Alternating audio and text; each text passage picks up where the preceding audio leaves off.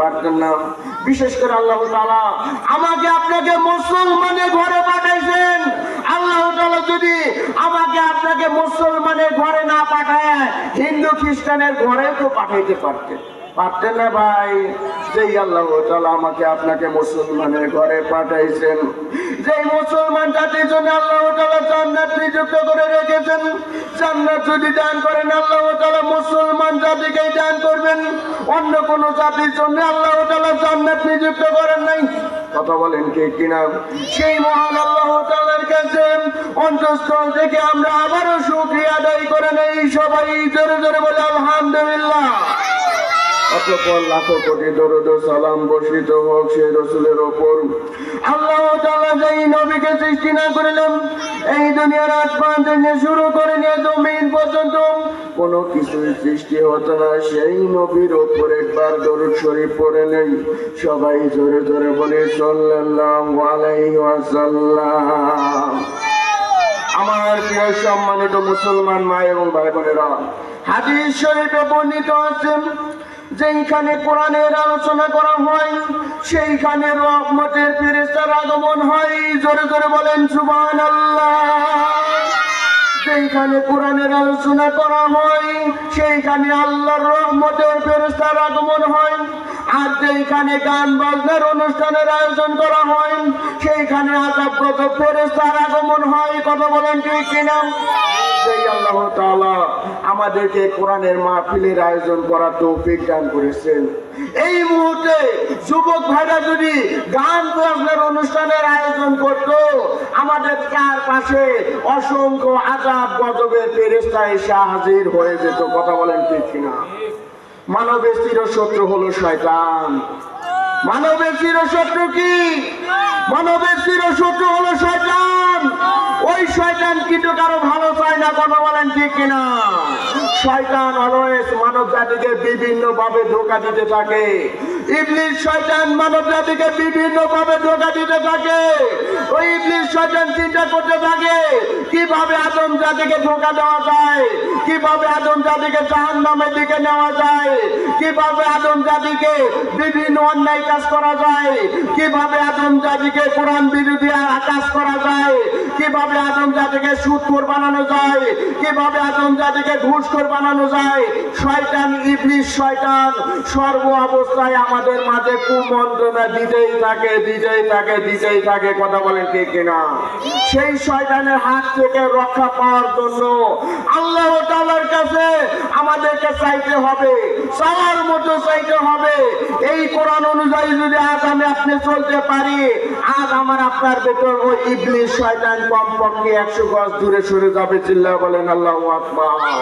মানবের চিরশত্রু শয়তান, সেই শয়তান থেকে যদি আমরা রক্ষা পেতে চাই, সেই ইবলিস শয়তান থেকে যদি আমরা রক্ষা পেতে চাই, আমাদেরকে নিয়মিত কোরআন অনুযায়ী আমল করতে হবে। কথা বলেন ঠিক কিনা? এই কারণে মহান আল্লাহ তাআলার কাছে আমরা আবারও শুকরিয়া আদায় করে নেই। সবাই জোরে জোরে বলি আলহামদুলিল্লাহ।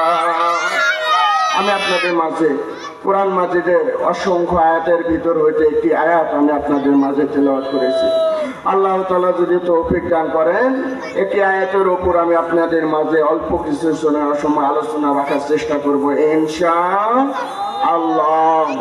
হাদিস শরীফে বর্ণিত আছে আল্লাহ তাআলার কাছে যদি আমরা জান্নাত পাইতে চাই, আমাদেরকে দুর্বল ঈমান নিয়ে কখনো জান্নাত পাওয়া যাবে না। কথা বলেন ঠিক কিনা? দুর্বল ঈমান নিয়ে কখনো জান্নাত পাওয়া যাবে না।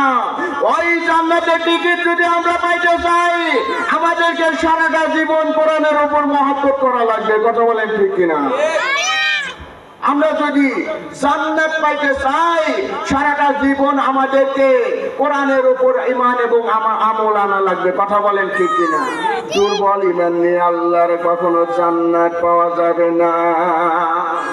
দুর্বল কোনো কিছু দিয়েই আল্লাহর কাছে জান্নাত পাওয়া যাবে না। ওই জান্নাত পাওয়ার জন্য আমাদেরকে সুস্থ শক্তিমান দরকার। কথা বলেন ঠিক কিনা? ওই জান্নাত যদি আমরা পাইতে চাই, আমাদের ঈমানকে তাজা করতে হবে। তাজা ঈমান নিয়ে আমাদেরকে জান্নাতে যাইতে হবে। দুর্বল ঈমান নিয়ে কখনো মুসলমান জান্নাতে যাইতে পারবে না। কথা বলেন ঠিক কিনা? কারণ আপনি যদি কোনো ঘর বাড়ি বিল্ডিং বানান, আমাদের ইট বালু সিমেন্ট ভালো ইঞ্জিনিয়ার লাগে, কথা বলেন ঠিক কিনা?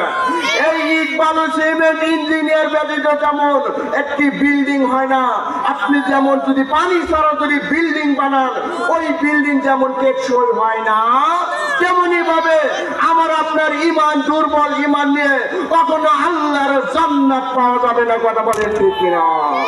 এই কারণে রে বাজান, আমাদের সবাইকে কোরআন অনুযায়ী আমল করতে হবে। এই জান্নাতের টিকিট যদি আমরা পাইতে চাই, সারাটা জীবন আল্লাহর কোরআনের উপর মহব্বত করতে হবে।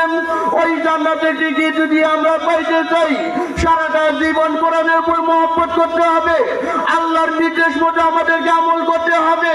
আল্লাহ তাআলা আমাদেরকে যা যা আমল করতে বলেছেন সেই আমলগুলো আমাদেরকে করতে হবে। আর আল্লাহ তাআলা মানব জাতিকে যেই কাজগুলো নিষেধ করেছেন, সেই কাজগুলো থেকে আমি আপনি যদি বেঁচে থাকতে পারি, আশা করা যায় আল্লাহ তাআলা আমাকে আপনাকে জান্নাত দান করবেন, কথা বলেন ঠিক কিনা? সেই জান্নাতের টিকিট কোনো টাকা দিয়ে কিনে পাওয়া যাবে না রে বাজান। ওই জান্নাতের টিকিট পাওয়া যাবে না এমন কোন যুবক ভাইদেরকে খুঁজে পাওয়া যাবে না। ওই জান্নাতের টিকিট পাওয়া যাবে না এমন কোন যুবক ভাইদেরকে খুঁজে পাওয়া যাবে না। একটু জিকির করে লা ইলাহা ইল্লাল্লাহ, লা ইলাহা ইল্লাল্লাহ, লা ইলাহা ইল্লাল্লাহ মুহাম্মাদুর রাসূলুল্লাহ। সবাই জোরে জোরে বলে সাল্লাল্লাহু আলাইহি ওয়াসাল্লাম। আল্লাহ তাআলা কোরআন মাজিদে সূরা আল ইমরানের 185 নম্বর আয়াতে ঘোষণা করিয়ে দিলেন, কুল্লু নাফসিন যায়িকাতুল মাউত। প্রত্যেক দিন এবং মানব জাতিকে একদিন না একদিন ওই কঠিন মৃত্যুর স্বাদ গ্রহণ করতেই হবে, কথা বলেন ঠিক কিনা? ওই মৃত্যু ভাই কোনো ছোট মানে না রে বাজান, ওই মৃত্যু ভাই কোনো বড় মানে না, ওই মৃত্যু ভাই কোনো রাজশাহী মানে না, ওই মৃত্যু ভাই কোনো এমপি মন্ত্রী কোটিপতি মানে না, কথা বলেন ঠিক কিনা? ওই মৃত্যু যদি রাজশাহী কোটিপতি মানতাম, তাহলে আজরাইল আলাইহিস সালামকে লক্ষ টাকা দিয়ে ফুল দিয়ে বলা যাইত, ও আজরাইল তোমার কত টাকা লাগবে? তোমার এই টাকার বিনিময়ে তুমি যদি আমাকে এই দুনিয়ার বুকে আরো বেশি দিন বেঁচে রাখতাম, ইস আমি বড়ই খুশি হওয়া যাইতাম, কথা বলেন ঠিক কিনা? টাকা দিয়ে আপনি বড় বড় নেতা হইতে পারেন, টাকা দিয়ে আপনি বড় বড় বিল্ডিং এর মালিক হইতে পারেন, কিন্তু টাকা দিয়ে কখনো আজরাইল আলাইহিস সালামের কাছ থেকে রক্ষা পেতে পারেন না।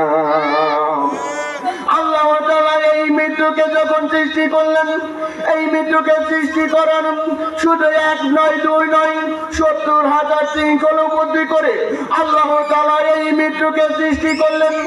এরপর মৃত্যুকে আল্লাহ তাআলা এইভাবে বহুকাল চলে যাবার পর এই মৃত্যুকে আল্লাহ তাআলা হযরত আজরাইল আলাইহিস সালামের হাতে তুলে দিয়ে দিলেন। জোরে জোরে বলেন সুবহানাল্লাহ। এইভাবে বহুকাল চলে যাবার পর আল্লাহ তাআলা এই মৃত্যুকে হযরত আজরাইল আলাইহিস সালামের হাতে তুলে দিয়ে দিলেন। এবার আল্লাহ তাআলা আজরাইল আলাইহিস সালামের কাছে আরজ করলেন,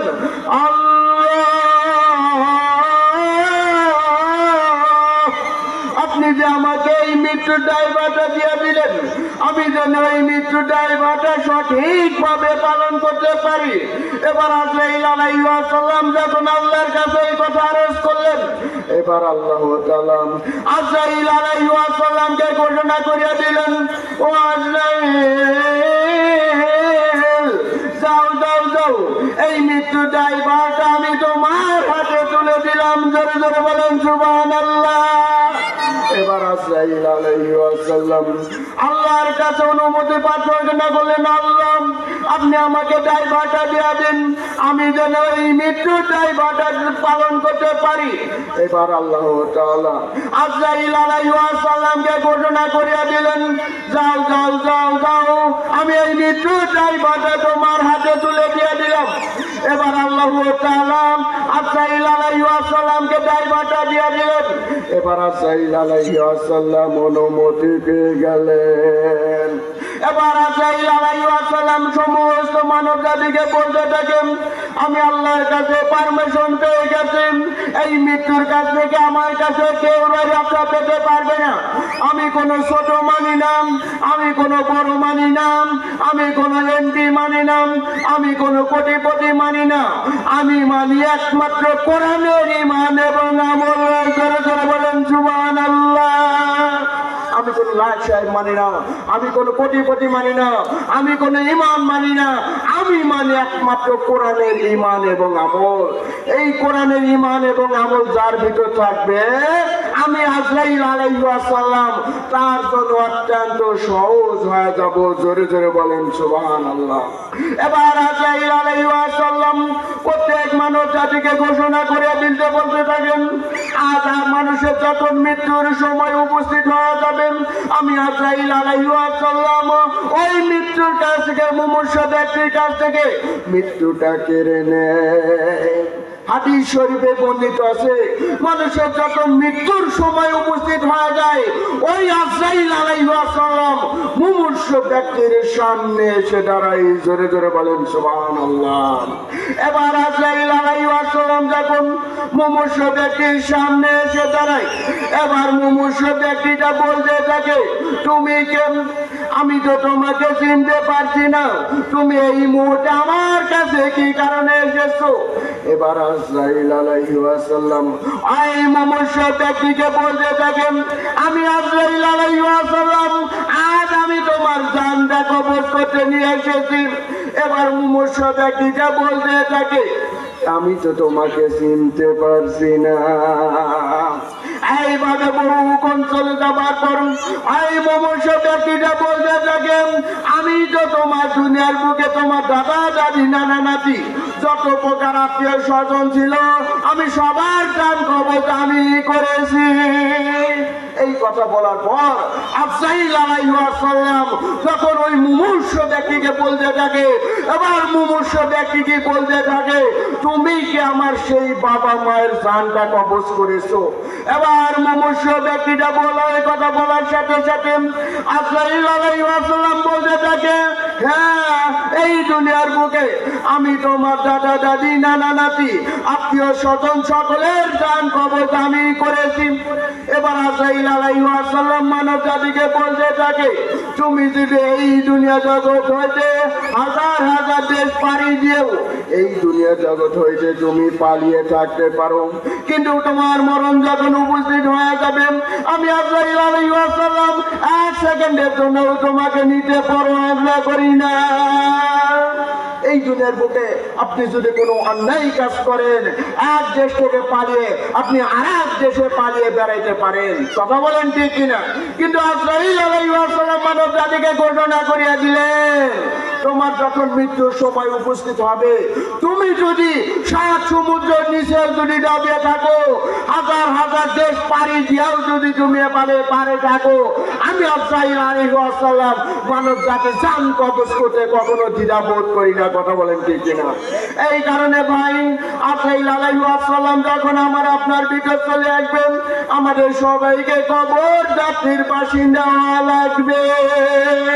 ওই কবর অলস মানব জাতিকে বলতে থাকে, আমি কোনো ছোট মানি না, আমি কোনো বড় মানি না, আমি কোনো লাট সাহেব মানি না, আমি কোনো এমপি মানি না, আমি কোনো কোটিপতি মানি না, আমি মানি কোরআনের ঈমান এবং আমলের। জোরে জোরে বলেন সুবহানাল্লাহ।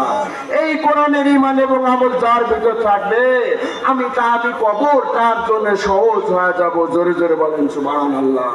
আর এই কোরআনের ঈমান যার ভিতর না থাকবে, যার ভিতর আল্লাহর ভয় না থাকবে, যার ভিতর কোরআনের ভয় না থাকবে, যার ভিতর নামাজ না থাকবে, সেটা হলে আমার আপনার ভিতর পটকার ফেরেশতা সে আমার আপনার রূহটা নিয়ে যাবে, কথা বলেন ঠিক কিনা?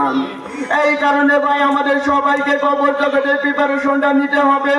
কবর জগৎ অলওয়েজ বলতে থাকে, আমি কোনো ছোট মানি না, বড় মানি না, আমি মানি একমাত্র কোরআনের ঈমান এবং আমল।